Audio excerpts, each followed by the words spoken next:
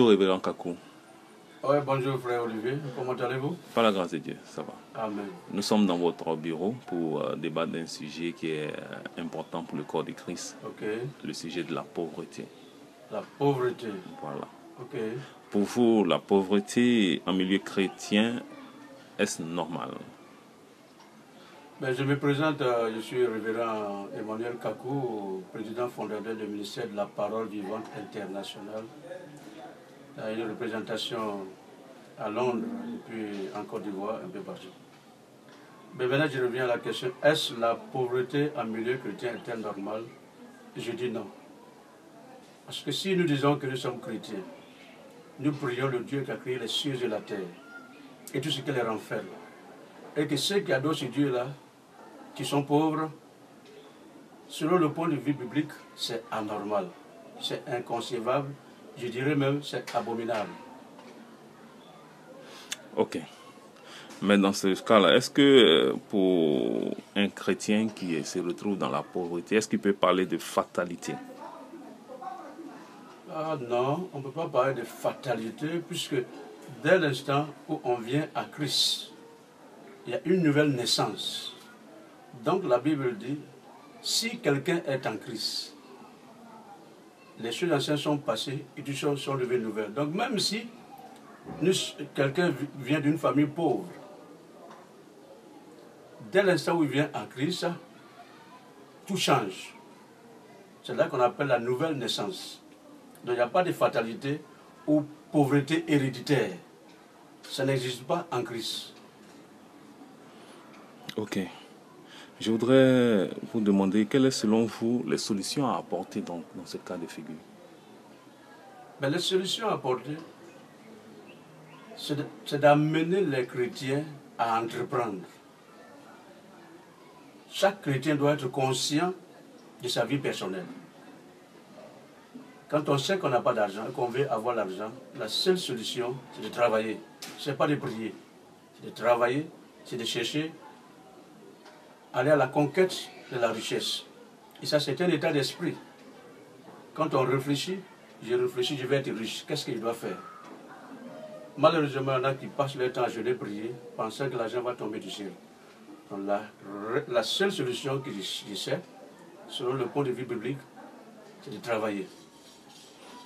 Ok. Est-ce que nous pouvons dire que la richesse doit-elle être la seule préoccupation du chrétien? Quand on a accepté le Christ, la deuxième préoccupation, c'est d'aspirer à la richesse. Si j'ai le salut, alors, et que je ne suis pas dans la pauvreté, je ne suis pas dans la misère, cela me donne la possibilité, à mon corps et à mon âme et à mon esprit, d'adorer Dieu en esprit et en vérité. C'est vrai, il y a certains qui prêchent l'argent, la prospérité, mais la prospérité, je suis d'accord avec ça, mais la première préoccupation du chrétien, c'est son salut, la vie après la mort. Mais en entendant que nous sommes sur la terre ici, la préoccupation du chrétien, c'est d'être riche. Donc, c'est la première préoccupation ou bien ça devrait être la deuxième préoccupation? Puisque je suis déjà chrétien, oui. Donc je sors du monde, je sors des ténèbres, je suis venu dans la lumière. Mais dans la lumière, ma préoccupation, c'est d'avoir l'argent pour vivre une bonne vie. Je ne sais pas si vous comprenez. Donc l'argent par tous les moyens? Non, on ne peut pas obtenir l'argent par tous les moyens. On obtient l'argent par la voie légale, la voie biblique. Mais je dis, quand je suis dans les ténèbres, je viens à la lumière, ma préoccupation première, c'est le salut de mon âme. Je l'ai obtenu en Christ. La deuxième préoccupation, c'est la richesse. D'accord. Bon, maintenant, dites-nous, selon vous, quel est le travail que l'Église devrait faire pour que ce fléau de pauvreté en milieu chrétien, où on voit des chrétiens faire des offrandes de 100 francs, de 50 francs, disparaissent totalement? Comment l'Église doit s'y prendre pour que le peuple de Dieu chrétien ici en Côte d'Ivoire soit un peuple béni? Pour moi, ce que l'Église doit faire plutôt, c'est d'enseigner au peuple de Dieu les voies de la richesse.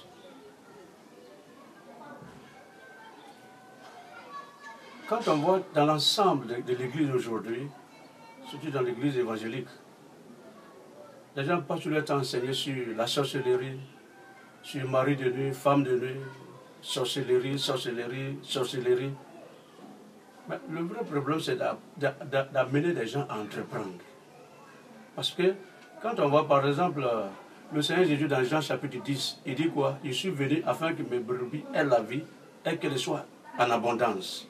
Donc l'Église doit enseigner, les hommes de Dieu, les prédicateurs de l'Évangile, qui est la bonne nouvelle, doit enseigner aux auditeurs de l'Évangile la vie en abondance. Si on ne le fait pas, on induit le peuple en erreur. Parce que la Bible dit la foi vient de ce qu'on entend, et ce qu'on entend vient de la parole de Dieu. Donc si on laisse la vie abondante et qu'on se consacre, on se concentre sur les choses démoniaques, mari de nuit, sorcier par-ci, sorcier par-là, on va te tuer par-ci, il faut faire offrande par-là, il faut faire offrande de 100 000 francs parce que le sorcier va te tuer. J'ai dit ça, c'est l'escroquerie. Jésus dit, je suis venu afin que mes brebis aient la vie et qu'elle l'ait en abondance. Donc chaque chrétien doit vivre une vie abondante sur cette terre. L'Église doit enseigner la vie abondante sur cette terre. Ça, c'est mon point de vue sur la question. J'ai dit souvent à mes amis pasteurs, enseigner le peuple à sortir de la précarité. Laissez les sorciers où ils sont. Jésus a dit, laissez les morts enterrer leurs morts. Et toi, va annoncer le royaume de Dieu. J'ai été appelé pour enseigner les vertus du royaume de Dieu. Non, frère, soyons sérieux entre nous. De nos jours, on ne peut pas vivre une vie heureuse si on n'a pas l'argent. Tu as beau être spirituel, si tu n'as pas l'argent, ce n'est pas trop sûr que tu vas aller au ciel. Parce qu'il y en a qui, par tous les moyens, il y en a qui vont à l'église, il y a des jeunes filles qui vont à l'église, elles ont des copains par-ci, copains par-là.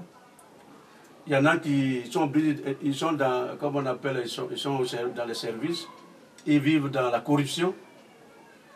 Mais si tu vis dans la corruption, est-ce que tu vas au ciel? Mais celui qui vit dans la corruption, une fille ou bien une femme qui a beaucoup de copains, une fille qui a beaucoup de copines, le but final c'est quoi? C'est l'argent. Alors, on va à l'église, il y en a qui vont à l'église, mais ils ne sont pas prêts à aller au ciel. Alors pour amener les gens à aller au ciel, il faut les renseigner la vie en abondance. Et en Christ, c'est possible. Parce que si ailleurs ça se fait, c'est que nous pouvons le faire. Ok, merci beaucoup, révérend. Que Dieu vous bénisse. Amen.